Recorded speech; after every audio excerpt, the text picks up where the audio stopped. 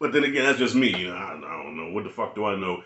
But there's no way I'm letting my daughter go to Africa. Okay, I haven't been away from my child for more than 3 days. So you talking about taking my child to a whole nother continent? Bitch, you out your motherfucking mind.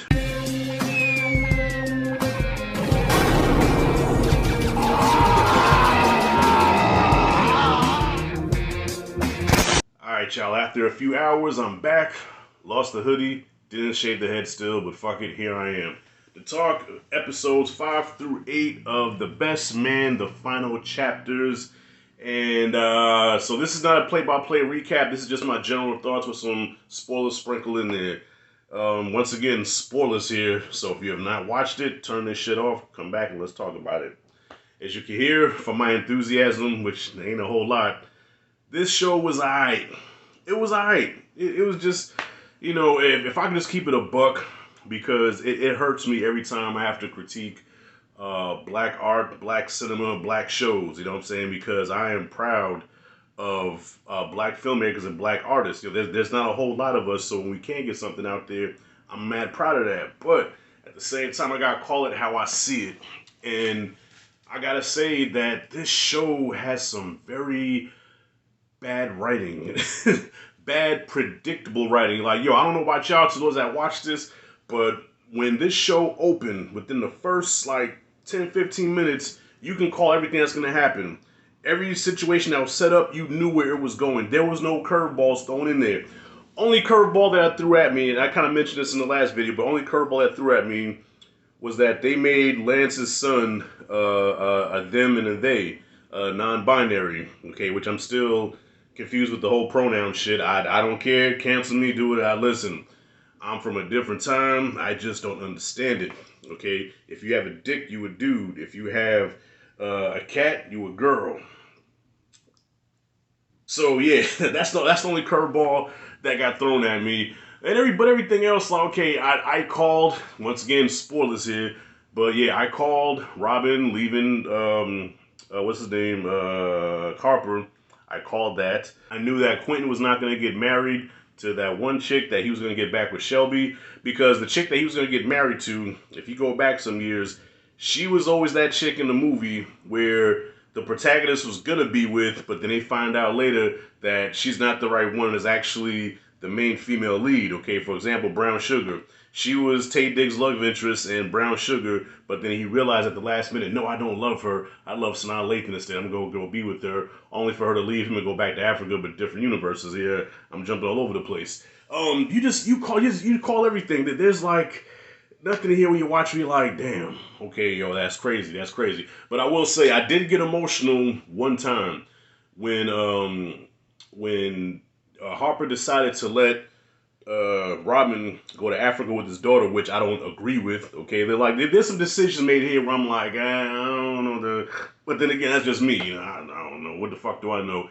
But there's no way I'm letting my daughter go to Africa. Okay, I haven't been away from my child for more than 3 days. So you talking about taking my child to a whole nother continent?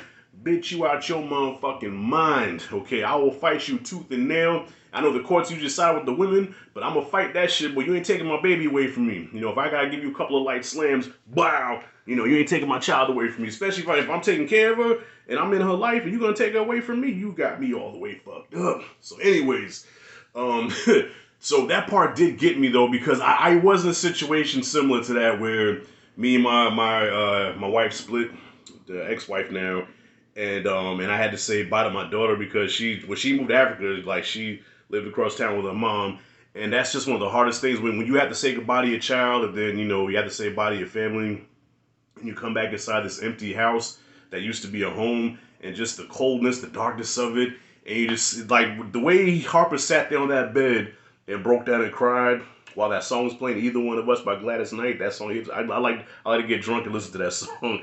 I felt that because I was there. So yeah, that was probably the only time I kind of got emotional. But other than that, it was like, just a lot of corny Tyler Perry-ish type stuff.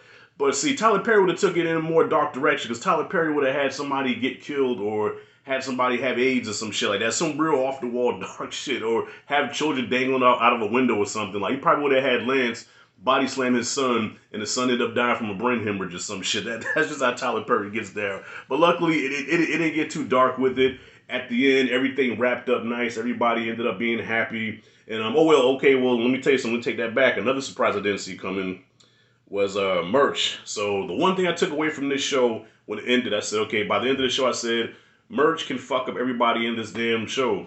You know, before it was Lance. Lance was that dude, that alpha that could fuck everybody up. But nah, merch, that dude randomly decided to do MMA after that Karen incident. Because of that Karen incident, he said, okay, I want to be a fighter. And with little training, at almost 50 years old, he gets pretty damn good. I guess he has Herschel Walker's genetics. He got pretty damn good. And I said, wow, I said, so he can fuck up Harper and Quentin and even Lance at this point because, you know, Merch is that nigga right now. I said, okay, now that I did not see coming. So yeah, just a lot of turns for these characters. You know, Shelby's starting menopause. Quentin has a heart attack, so he can't do certain things anymore. And but the biggest, I guess, subplot or whatever is the whole Lance and his son being non-binary. And at first it did feel like it was forced in there because it's like with these new shows, everything now you have to have that in there. Like there's a checklist of woke things that has to be in a show or a movie to get greenlit. And this show checked off everything from BLM to Trump in office to Karens, you know what I'm saying, LGBTQ, you name it, it's in there. Like there's just a checklist of every social commentary that you could think of.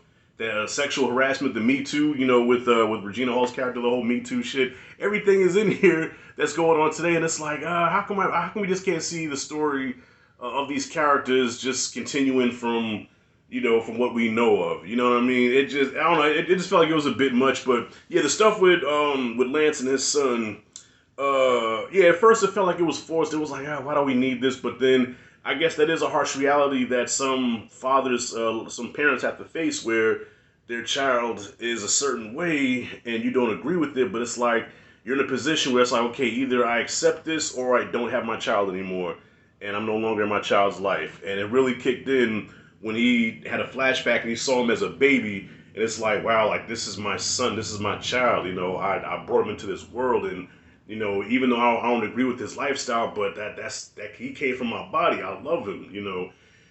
It's gotta be very difficult though, you know, because listen, Lance comes from where I come from. Okay, back when I was a kid, if my father saw me doing anything halfway feminine, he checked that shit quick. You know what I'm saying? Boy, take your hand off your hip, uncross your damn leg. You know what I'm saying? Like that. That's just the time I come from, you know. But we in different times. But one thing I refuse to do, and I don't give a damn, y'all cancel me now. One thing I refuse to do is I'm not doing that pronoun shit, okay? If I see you got hair on your lip, if I hear you bass in your voice, you know what I'm saying? You got ashy fucking knuckles. No, you are he, you are him. You know, I'm calling you a dude. You know, if you come from my body, you are my son. I'm not saying they or my child or them. That's plural. That's two people. That's the dumbest shit I ever heard. How the fuck am I gonna call one person they and them? And there's one goddamn person. You know what I'm saying? You're not two people living in one. You kidding me? You're not a fucking reptile. You ain't got both damn sexes in you. You a dude, all right? Simple as that. So anyways, yeah, this show was straight. It was just good to see everybody back. It was like a big family reunion. Everybody looks good. As long as Sanaa Lathan, they can get it both twice on Sunday at the same time, depending on how much strength I have.